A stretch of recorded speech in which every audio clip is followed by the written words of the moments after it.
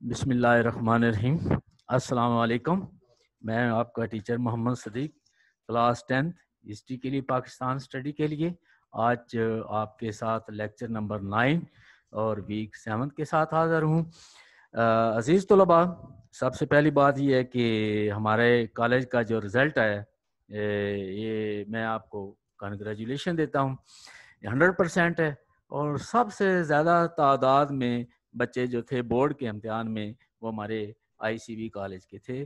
اس کے لیے میں تمام ٹیچرز اور تمام ایڈمنسٹریشن اور سب سے بڑھ کر ہمارے جو ہیڈ صاحب ڈاکٹر علی احمد خالد صاحب، میں ان کا بہت مشکور ہوں کہ ان کی محنتیں اور کاوشیں رنگ لائیں. عزیز طلباء، لیکچر نمبر 8 میں ہم نے پڑھا تھا کہ برصغیر میں سب سے پہلے لوکل گورنمنٹ سسٹم کس نے متعارف کروایا تھا. پھر 1947 کے بعد جب پاکستان مرز وجود میں آ گیا تو کس حکمران نے یہ سسٹم جو تھا وہ انٹروڈیوس کروایا. ایوب خان کی بات ہم نے کی تھی، بیسک ڈیموکریسی سسٹم کے حوالے سے بات کی. پھر جنرل محمد ضیاء الحق نے لوکل گورنمنٹ سسٹم کو متعارف کروایا اور اس کے بعد جنرل پرویز مشرف نے اس سسٹم کو رائج کیا. تو آج کے سبق میں ہم یہ دیکھیں گے لیکچر نمبر 9 میں پاکستان اسٹڈی کی آپ کے پیج 23 پہ یہ موجود ہے.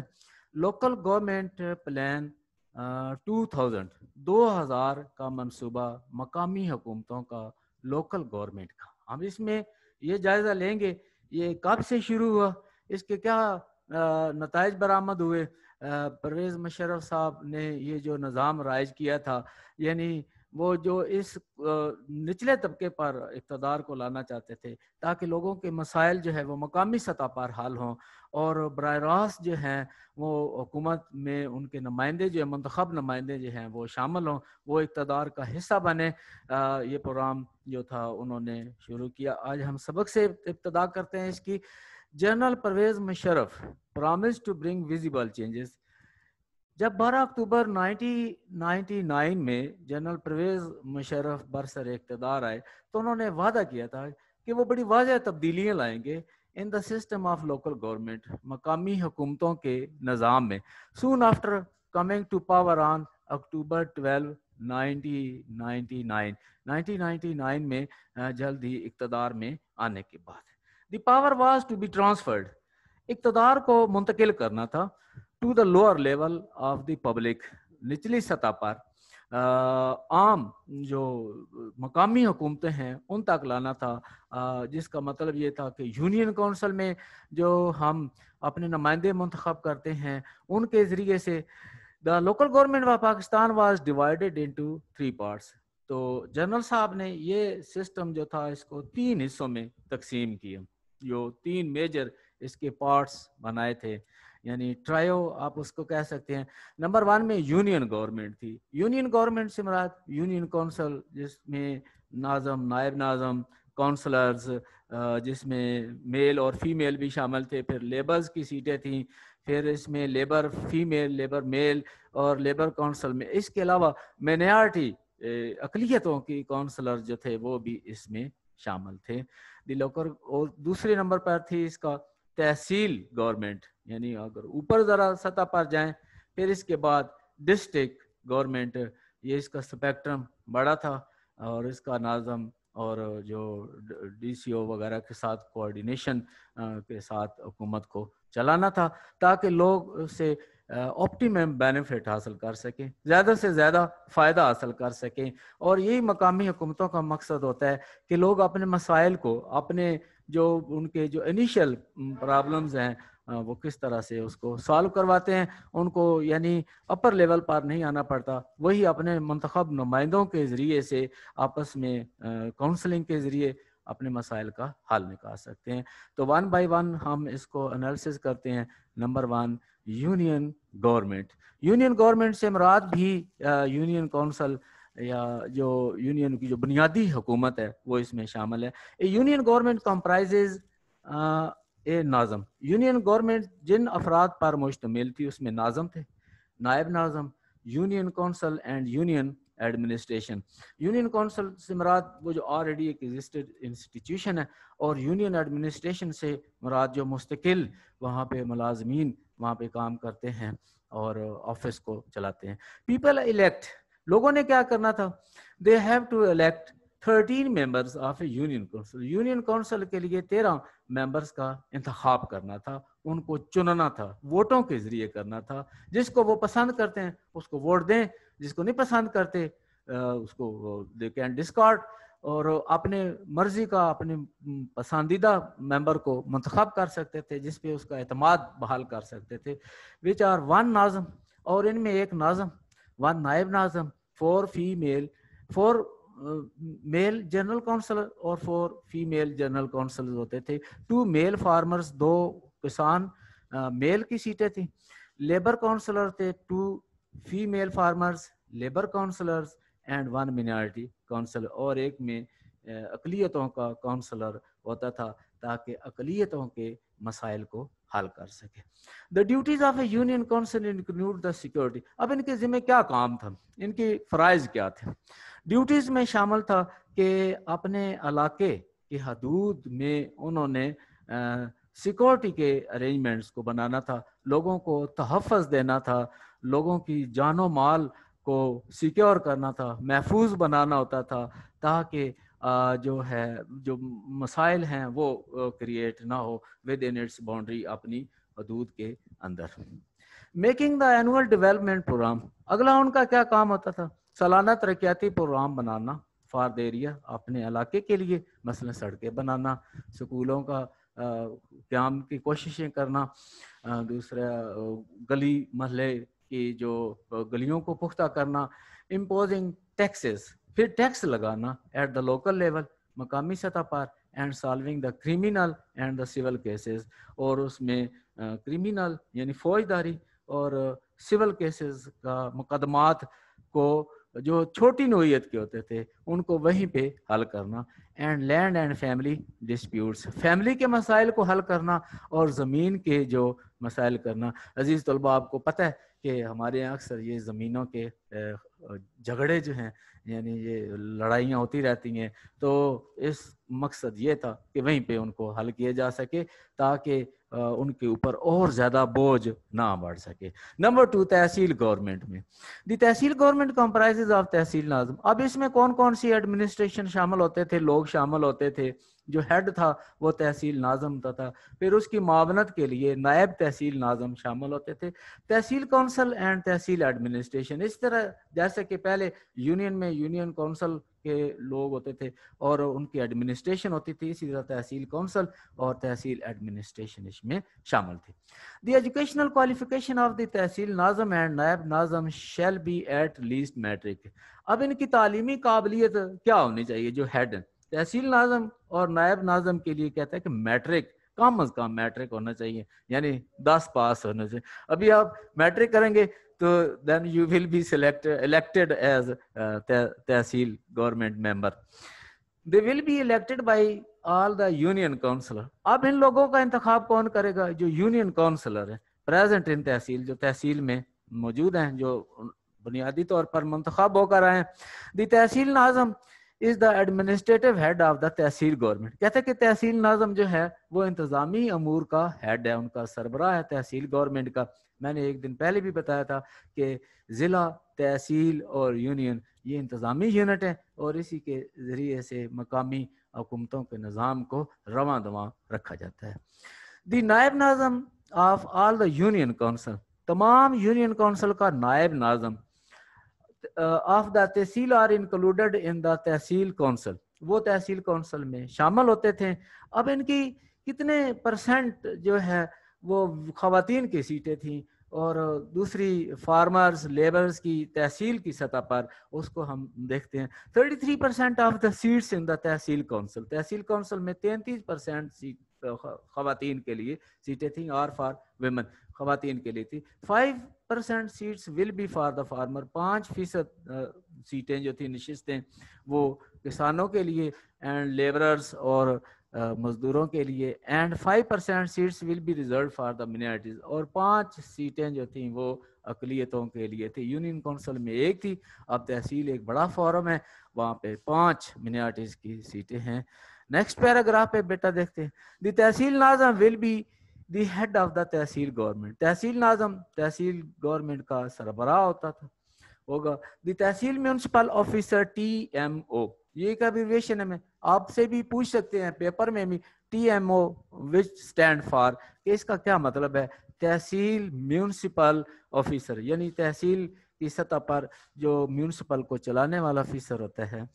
تو ول ورک انڈر دا تحصیل ناظم، یہ TMO جو ہے تحصیل ناظم کے ماتحت کام کرے گا. 4 tehsil officers TOs will work under the tehsil municipal officer and supervise the affairs of the different departments. اور تحصیل میونسپل آفیسر جو ہے وہ تحصیل کے اندر مختلف اداروں کو سپروائز کرے گا، دیکھ بھال کرے گا، اور جتنے بھی امور ہیں جو ان کے بارے میں وہ اس کے اوپر نظر رکھے گا. These departments include finance. اب ان اداروں میں کون کون سے شامل ہوتے تھے؟ فنانس ہوتا تھا یعنی بجٹ بنانا، اور اکاؤنٹنگ ہوتی تھی یعنی جو جمع تفریق اخراجات ہوئے ان کا حساب کتاب رکھنا تھا. ریکارڈ آف لینڈ ریونیو، زمین کا ریکارڈ جو تھا وہ موجود ہوتا تھا. ریونیو کا آپ کو پتہ، لینڈ ریونیو جو ہمارے انکم کا بڑا ذریعہ بھی ہوتے ہیں، ان کا زمینوں کا تمام جو ریکارڈ وہاں پہ موجود ہوتا تھا. پلاننگ کرنا ہوتا تھا، rural and urban development, municipal coordination and its stages etcetera. پھر میونسپل کوآرڈینیشن کے تحت دیہاتی اور شہری منصوبہ سازی کے ذریعے سے مطلوبہ اہداف کو حاصل کرنا ہوتا تھا. یہ تحصیل ناظم کا کام تحصیل میونسپل کی سطح پر دیٹ واز ویری امپورٹینٹ. اس کے اوپر ہماری ڈیولپمنٹ کا بہت زیادہ انحصار تھا. The third part of the local government is district government. یہ اس سے تحصیل سے بھی بڑا ایک پلیٹ فارم آ جاتا ہے ہمارے سامنے، ایک بڑا پوڈیم ہے، فورم ہے، اس کے اوپر جو ہیں لوگ مختلف قسم کے کام، لیکن وہی لوگ جو ہیں آگے ان کو منتخب کرتے جاتے ہیں، ایک سلسلہ جو ہے وہ جاری. دا ڈسٹرکٹ گورنمنٹ کمپرائزز، ڈسٹرکٹ گورنمنٹ جو جن لوگوں پر مشتمل ہے ان میں ناظم، نائب ناظم، کونسل اینڈ ایڈمنسٹریشن، یہ 4 اس کے بڑے ہیڈز ہیں. The head of the district government is the district nazim. اب ان کا جو سربراہ ہے وہ ڈسٹرکٹ ناظم ہے. ان ون ڈسٹرکٹ، ایک ضلع میں، the nazims of all union councils are included, تمام یونین کونسل کے ناظم شامل ہیں، are included in the district council, یہ ڈسٹرکٹ کونسل میں شامل ہے.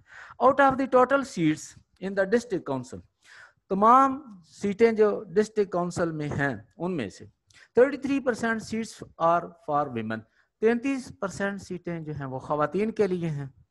5% سیٹس فار فارمرز، 5% سیٹیں جو ہیں وہ کسانوں کے لیے، and labourers, and 5% seats are reserved for the minorities. 5% سیٹیں جو ہیں، نشستیں جو ہیں یا عہدے دار جو ہوں گے وہ منارٹیز کے لوگ ہوں گے.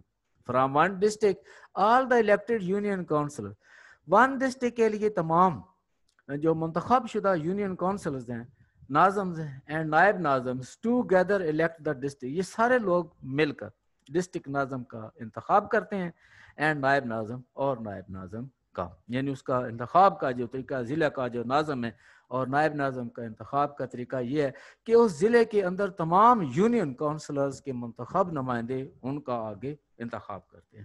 The district Nazim is the head of all the administrative powers. ضلع ناظم جو ہے وہ تمام انتظامی اختیارات کا ہیڈ ہے، مالک ہے، یعنی سربراہ ہے اس کا. The district police and administrations are answerable to the district ناظم. ضلع کی پولیس اور انتظامیہ جو ہے وہ ڈسٹرکٹ ناظم کے سامنے جواب دہ ہیں کہ وہ کرتے ہیں، ان کی کیا اچیومنٹس ہیں.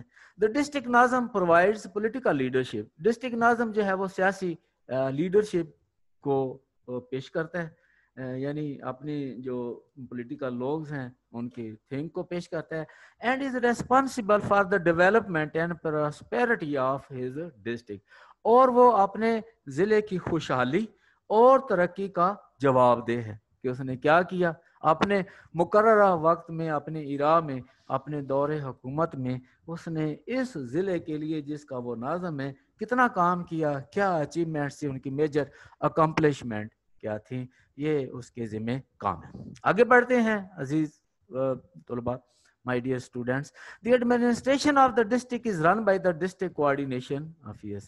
انتظامیہ جو چلتی ہے ضلع کا جو نظم و نسق ہے اس کو چلانے کے لیے ڈی سی او رینک کے آفیسر جو ہے وہ چلاتا ہے، تاکہ بہتر طریقے سے یہ منتخب نمائندہ نہیں ہوتا۔ ڈی سی او جو ہے ڈسٹرکٹ کوآرڈینیشن آفیسر ہے، یہ ان کا تعلق مستقل سیٹوں سے ہوتا ہے۔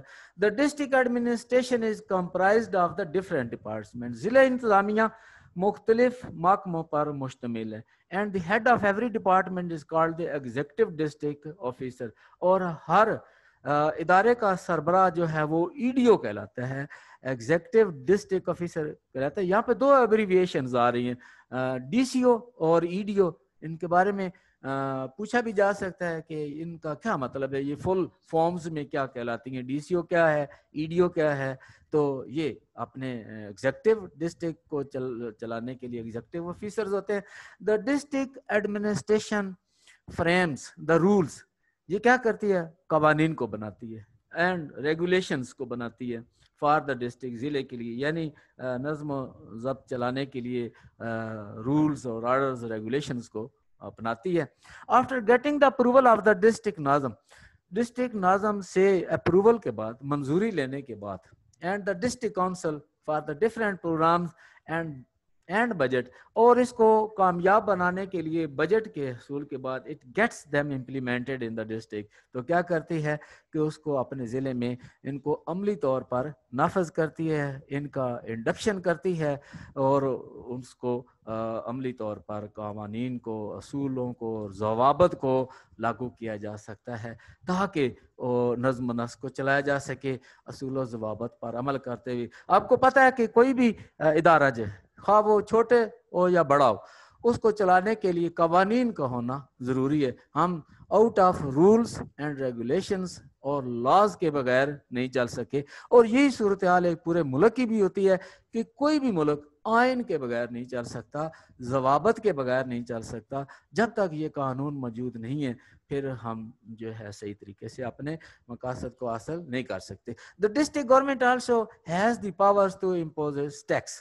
ان کے پاس اختیار یہ بھی ہوتا ہے کہ وہ ٹیکس بھی لگاتی ہے۔ اٹ کین انکریز اور ڈیکریز دیم، اور اپنی مرضی سے اس کو وہ بڑھا بھی سکتی ہے اور کم بھی کر سکتی ہے۔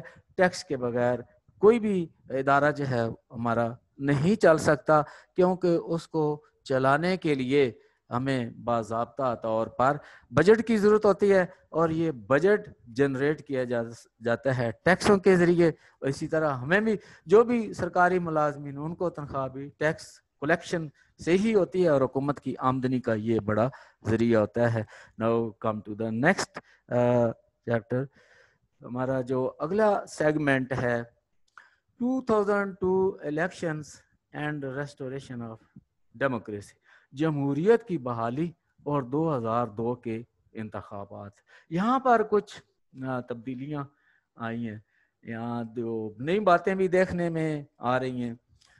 ایک تو یہ کہ جو پہلے نیشنل اسمبلی یا قومی اسمبلی کے لیے ممبر جنرل الیکشنز میں منتخب ہوتے تھے، ان کی ایجوکیشن کا جو ہوتا تھا وہ اتنا نہیں مسئلہ تھا، لیکن یہاں پر جنرل پرویز مشرف کی حکومت نے یہ شرط عائد کی کہ قومی اسمبلی کا جو بھی ممبر منتخب ہوگا وہ ایجوکیٹڈ ہونا چاہیے، ایٹ لیسٹ گریجویٹ ہونا چاہیے، یعنی کنڈیشن آف بی اے کی شرط جو تھی وہ عائد کر گئی تھی۔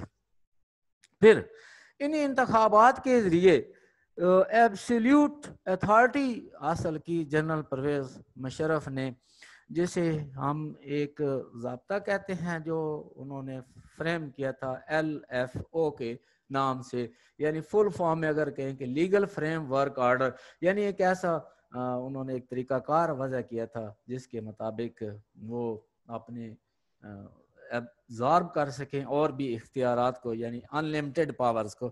اب ذرا ہم دیکھتے ہیں کہ نمبر 1 پہ ڈسکشن کرتے ہیں condition of BA graduation. Elections were held in October 2002. 2002 میں انتخابات ہوئے. General Pervez Musharraf took the oath as the president of the country for the next 5 years in November 2002. General Pervez Musharraf نے 2002 میں اگلے 5 سال کے لیے ملک کا صدر منتخب ہونے کے لیے حلف اٹھایا. فار دی فرسٹ ٹائم ان پاکستان میں پہلی دفعہ اٹ واز ڈیکلیئرڈ مینڈیٹری, یہ لازمی قرار دیا, مینڈیٹری کا لازمی قرار دیا گیا for a candidate to be a graduate, نمائندے کے لیے کہ امیدوار کے لیے کہ وہ گریجویٹ ہو, اس کی تعلیم BA ہونی چاہیے. Number next absolute authority of general Pervez Musharraf. اب ان کے پاس مکمل اختیارات جو ہیں وہ صدر بننے کے بعد آ جاتے ہیں. According to the legal framework order general Pervez Musharraf was given unlimited powers. جیسے میں نے پہلے بھی عرض کیا کہ جنرل پرویز مشرف کے پاس غیر معمولی اختیارات آگے. ہی کوڈ اپوائنٹ گورنرز, وہ گورنرز کا تعینات کر سکتے تھے, ان کا انتخاب کر سکتے تھے.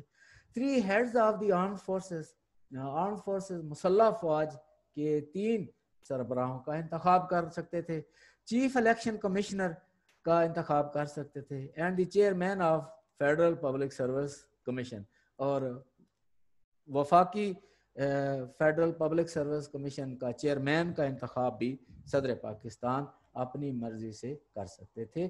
He could dissolve the assemblies, وہ اسمبلیوں کو بھی ڈیزالو کر سکتے تھے.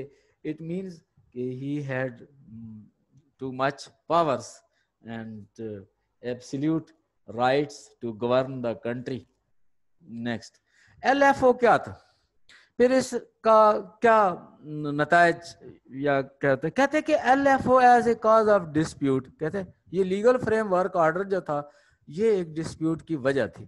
اینڈ الیکشنز 2008 اور 2008 کے انتخابات اسی کے نتیجے میں ہوئے تھے. LFO became the main cause of dispute between the government and the opposition. یہ حکومت اور حزب اختلاف کے درمیان ڈسپیوٹ کی وجہ بنی. Prime minister Mir Zafar Allah Khan Jamali made utmost efforts for reconciliation between the government and the opposition. میر ظفر اللہ خان جمالی صاحب نے بہت کوشش کی کہ وہ اپوزیشن جماعتوں اور گورنمنٹ کے درمیان جو ہے وہ ریکنسائل کروائے, ان کے درمیان صلح کروائے, آپس میں ان کے جو اختلافات ہیں ان کو ختم کروائے. آل دا اپوزیشن پارٹیز, تمام متحدہ پارٹیز جو اپوزیشن میں تھیں, جن کا ایک ٹائٹل دیا گیا تھا ARD. ARD کا مطلب کیا تھا, ریسٹوریشن آف ڈیموکریسی کے لیے جو ایک الائنس تھا, یعنی alliance for the restoration of democracy ARD.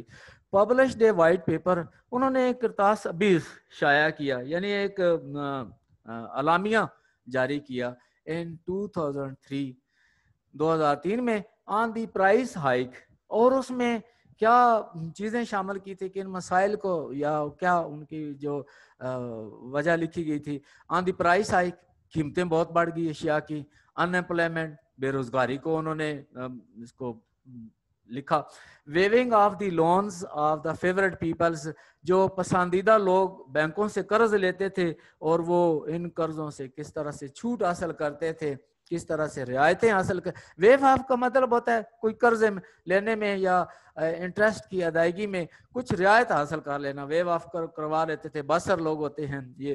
And failure of Musharraf government on the internal and external fronts, اور اس میں ایک وجہ یہ بھی لکھی کہ یہ جو وائٹ پیپر لکھا جا رہا ہے اس میں حکومت ناکام ہو گئی ہے, داخلی اور خارجی محاذوں پر وہ حکومت پرویز مشرف کی جو ہے وہ ناکامی کا سامنا کر رہی ہے. The national assembly again elected General Pervez Musharraf on 1 January 2004. قومی اسمبلی نے جنرل پرویز مشرف کو دوبارہ 1 جنوری 2004 میں انہوں نے اس کو منتخب کیا. دوبارہ منتخب ہوئے. He announced the election in January 2008 اور انہوں نے جنوری 2008 میں انتخابات کا اعلان کیا with the condition that he would be elected as the president. اور انہوں نے ایک شرط یہ بھی رکھی کہ ماں بدولت کو صدر پاکستان 5 سال کے لیے منتخب کیا جائے گا before dissolution of the present assembly, اس اسمبلی کو ڈیزالو کرنے سے پہلے. یہ سارا کام انہوں نے پکا کر کے جناب شروع کیا. آگے چلتے ہیں. General Pervez Musharraf was re-elected as president for the next 5 year. General Pervez Musharraf ان انتخابات کے نتیجے میں اگلے 5 سال کے لیے صدر پاکستان منتخب ہوئے. Elections were held in February 2008. فروری 2008 میں انتخابات ہوئے. Peoples Party and the Muslim League gained the majority in these election. Peoples Party اور مسلم لیگ نون گروپ, نواز شریف گروپ نے اس میں اکثریت حاصل کی ان انتخابات میں. But the Muslim league Quaid Azam field میزریبلی. اس میں مسلم لیگ جن قائد اعظم گروپ تھا وہ ناکام ہوئی. Syed Yousaf Raza Gilani was elected as prime minister of Pakistan. Syed Yousaf Raza Gilani صاحب وزیر اعظم کی حیثیت سے منتخب ہوئے ان انتخابات کے نتیجے میں. یہاں پہ جنرل پرویز مشرف نے اپنے دور حکومت میں جو مین ورک کیے تھے اس میں ایک نمایاں چیز جو تھی جو عزیز طلبہ وہ یہ تھی کہ انہوں نے ایک کانسیپٹ پیش کیا تھا انلائٹنمنٹ کا. انلائٹنمنٹ روشن خیالی کا کانسیپٹ پیش کیا تھا. اب یہ روشن خیالی سے مراد یعنی in the every field of life the broad prospectus were adopted and the people were being given expositions to the various fields, the inductions of women's and different curriculum things, religious scholars کے حوالے سے یہاں ہم اس میں بات کرتے ہیں. as General Pervez Musharraf concept of enlightenment after coming to power. جب آپ اقتدار میں آئے General Pervez Musharraf introduced a concept of enlightened inspired by the ideas of Mustafa Kemal Ataturk. انہوں نے ایک روشن خیالی کا کانسیپٹ متعارف کروایا تھا اور وہ متاثر تھے مصطفیٰ کمال عطا ترک سے. In view of this concept, اس نقطۂ نظر کے مطابق he made some changes in the educational curriculum. Pervez Musharraf کی حکومت نے کریکلم نصاب میں تعلیمی نصاب میں تبدیلیاں کی which were opposed by the religious scholars. اور ان کی ریلیجیس علماء نے, مذہبی علماء نے ان کی مخالفت کی. restriction on newspaper and magazines were lifted. رسالوں اخبارات پر پابندیاں اٹھا لی گئیں. due to which many private television channels started their operation. کئی پرائیویٹ ٹی وی چینلز تھے انہوں نے بھی کام شروع کر دیا, اسٹیبلش ہوئے. ابھی آپ کو پتہ ہے ٹی وی کے اوپر بے شمار چینل آپ دیکھ سکتے ہیں, جبکہ one time there was a monopoly of PTV but now not, but there are many channels. For the first time in the history of Pakistan, female doctor. تاریخ پاکستان میں سب سے پہلے فیمیل ڈاکٹر شمشاد اختر کو بنایا گیا تھا as was appointed the governor of the statement of Pakistan. State bank کے وہ گورنر بنی. Women's were appointed for the first time. پہلی دفعہ ایئر فورس میں فائٹر پائلٹس جو تھے خواتین کو منتخب کیا گیا حکومت کی طرف سے. Women's were allowed to contest on general seats despite having reserved seats. خواتین کو جنرل سیٹس پر الیکشن لڑنے کی پرمیشن ہوئی, نہ کہ مخصوص سیٹوں پر. In the national and the provincial assembly, قومی اور صوبائی اسمبلیوں کے نشستوں پر خواتین کی بھرپور شرکت اس میں. Women's were given small loans, اور اس سے بڑھ کر یہ کہ روزگار کی صورتحال کو بہتر کرنے کے لیے خواتین کو چھوٹے قرضے دیے گئے تھے without guarantees on easy terms by the bank. کوئی سی گارنٹی کی بھی ضرورت نہیں ہوتی تھی اور یہ قرضے آسان شرائط پر تھی تاکہ خود انحصاری کے تحت خواتین اپنا چھوٹا موٹا کاروبار شروع کر کے اپنی لیولی ہوڈ کو کما سکیں اور زندگی کی دوڑ میں شامل ہو سکیں اور معیشت کی حالت جو ہے وہ بہتر. Women were appointed traffic wardens in main cities of Punjab. Punjab کے بڑے بڑے شہروں میں خواتین ٹریفک وارڈنز کا تعینات کیا گیا تھا. A direct commission was made possible for the women in the army. خواتین کو آرمی میں کمیشنڈ آفیسر بھرتی کرنے کے لیے ڈائریکٹ کمیشن کی سروسز پوسٹ جو تھیں وہ ان کے لیے کریٹ کی گئی تھی تاکہ وہ عملی طور پر زندگی میں شامل ہو سکیں اور ان کا بھرپور حصہ جو ہے وہ شامل ہو سکیں. اس کے علاوہ جو ان کا رول تھا, آئی تھنک کہ we are seeing at the present time we are seeing the women doctors, women anchor persons, women pilots, women bank manager, in every field of life. This concept was to be benefited. تو اگر ہم اس کا جائزہ لیں تو معیشت کے لیے یہ بات بہت اچھی تھی. تو عزیز طلباء, آج کا جو میرا لیکچر ہے وہ اسی پہ ختم کرتے ہیں. امید ہے کہ یو مے ہیو انڈرسٹینڈ, اور اگلے لیکچر کے ساتھ پھر آپ کی خدمت میں پیش ہوں گا. Thank you very much. بہت شکریہ. You participated in my lesson. اللہ حافظ.